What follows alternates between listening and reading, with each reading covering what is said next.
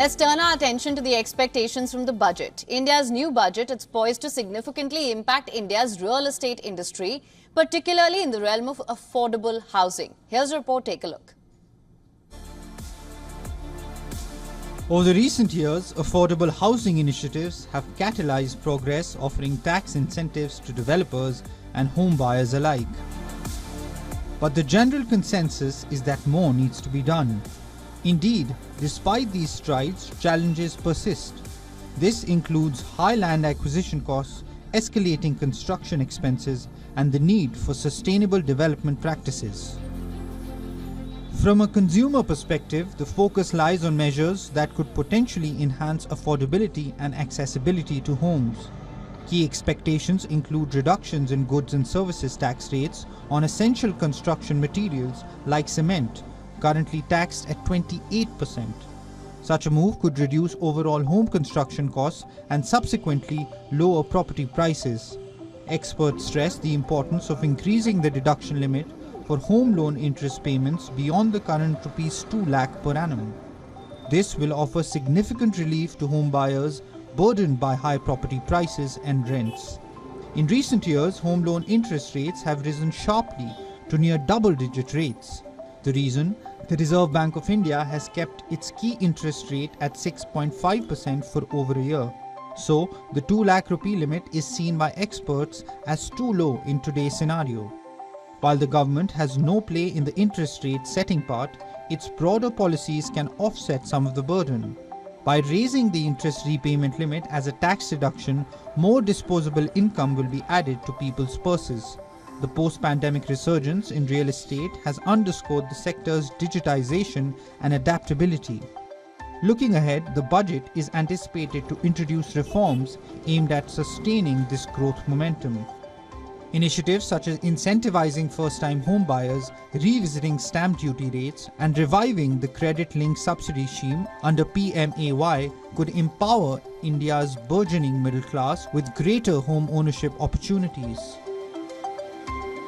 Proposals to grant infrastructure status to the real estate sector could facilitate easier access to financing. This can potentially translate to lower borrowing costs and increased affordability across the housing market. In essence, the budget's impact on the real estate industry hinges on its ability to address these critical consumer-centric issues, thereby potentially making home ownership more attainable for India's expanding middle class. The real question is, will the new coalition government pass through these reforms in the budget on July 23rd? Business Bureau Report, WION World is One. And for more on this, we are now being joined by Puneet Shah, who is a partner at Dhruva Associates. Thank you so much for joining us on World Business Watch. Now, sir, there are calls for the limit on home loan interest rates to be increased from the current 2 lakh rupees. What's your take on this?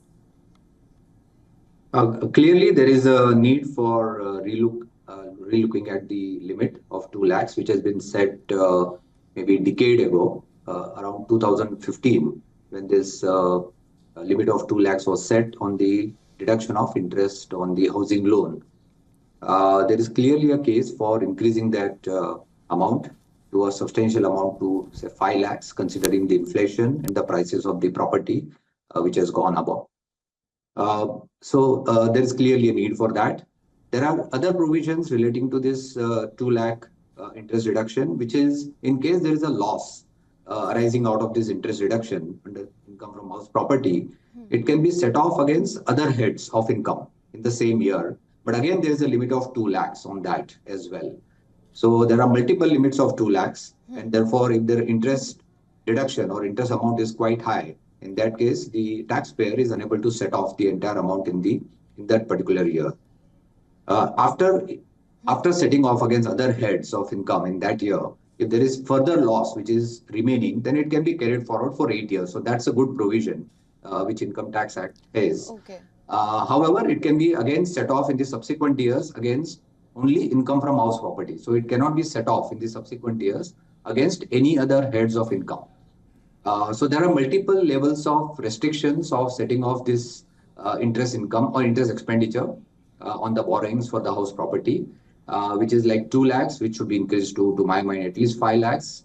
10 years have passed by when this limit was set. Right. Similarly, the 2 lakh restriction on the set off against other heads also can be increased substantially. All right, so for better understanding here, what are the key differences between claiming Section 54F exemption for buying a new house versus building one, and what timeline should be followed for each? That's an interesting one. Section 54 and Section 54F of the Income Tax Act, they provide for the tax exemption on long-term capital gains in case the taxpayer buys the residential house. So it's a great provision, boosts the demand for the residential houses in India. There are two issues as I can see. One is that there is a 10 crore limit which they have provided. The legislature has provided a couple of years back. So earlier there was no limit at all in claiming that deduction. In case you buy a residential house of even 100 crore, you would get a full tax reduction, tax exemption under Section 54 or 54F. Now there is a limit of 10 crores. There could be a reason to relook at that 10 crore limit to enhance it to a higher amount. So that is number one.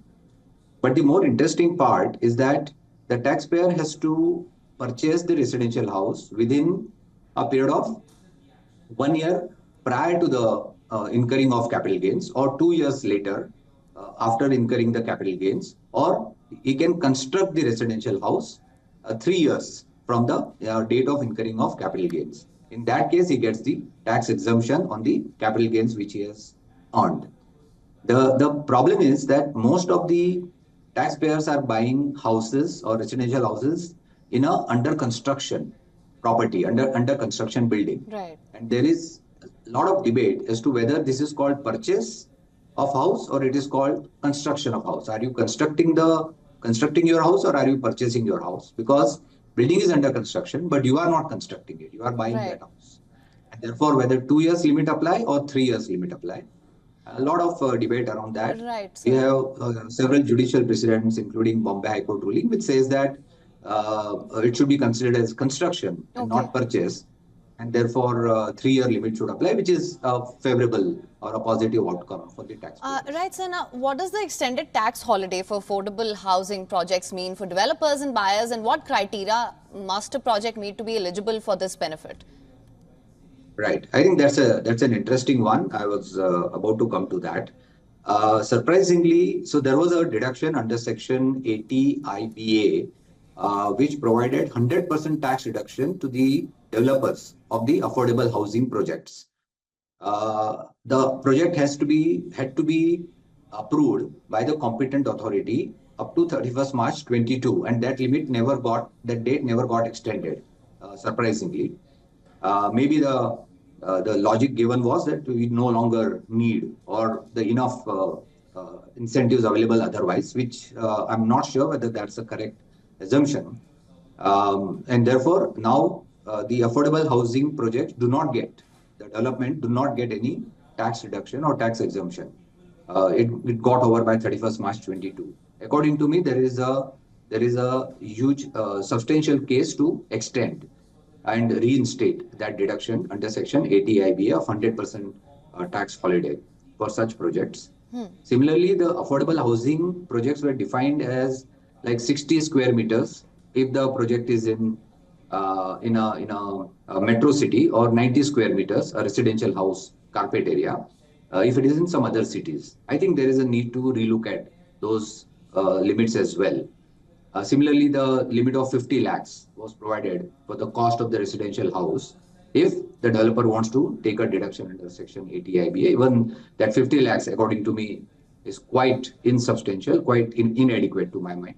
It can be increased substantially, somewhere in more than 1 crore, according to me. So some of those incentives under Section 80 IBA can be revived to give incentive, to give fillip to the affordable housing projects in India.